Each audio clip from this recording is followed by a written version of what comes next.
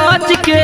कहाँ जाइबू चिरई नजरिया से बच के, अवन पिया दी ए गोरी का हो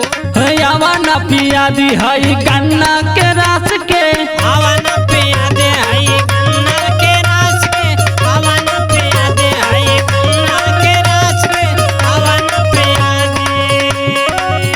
हे कहाँ जाइबू चिरई नजरिया से बच के, कहाँ जाइबू चिरई नजरिया से बच के, अवन पिया दी हई गन्ना के रस के, अवन पिया दे हई गन्ना के रस के, अवन पिया दे हई गन्ना के रस के, अवन पिया दे।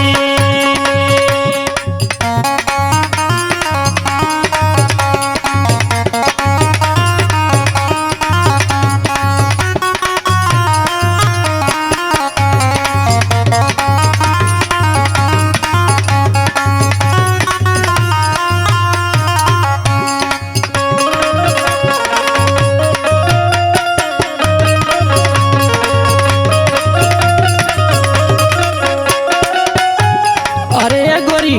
का हो अरे कहाँ जात हो इतना सीना उतान करके हो? अच्छा है जा जाए तो हर का छाती फटत। अरे राम रे राम तनी सुना सुनावा हो कहे चले लो गोरी इतना उतान हो, इतना उतान करे इतना उतान हो, इतना उतान करे इतना उतान हो। हे कहे चले लो गोरी इतना उतान हो, इतना उतान करे इतना उतान हो, इतना उतान करे इतना उतान हो। हाँ देख के पागल भइले बुढ़ावा जवान हो, बुढ़ावा जवान भइले बुढ़ावा जवान हो, बुढ़ावा जवान भइले बुढ़ावा जवान हो। हाँ घुमतर गोरी बजरिया में हंस के,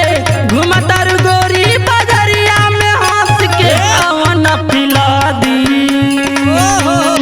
अवन पिला दी हई गन्ना के रस के, अवन पिया दे हई गन्ना के रस के, अवन पिया दे हई गन्ना के रस के,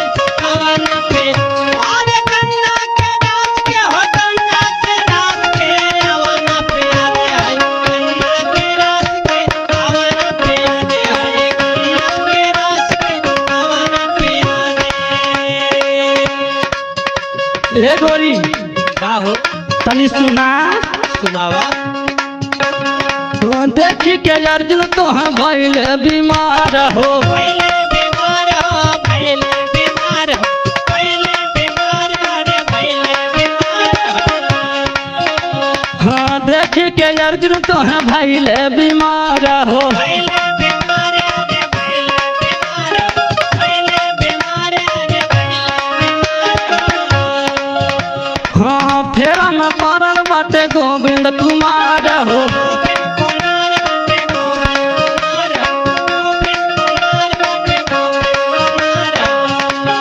अरे गोरी अब तनी हेने बैठा काहे हो सुना सुनावा हे अब तू तली तो है गोरवा में कस के, अब तू तली तो है गोरवा में कस के, अवन पिला दी हई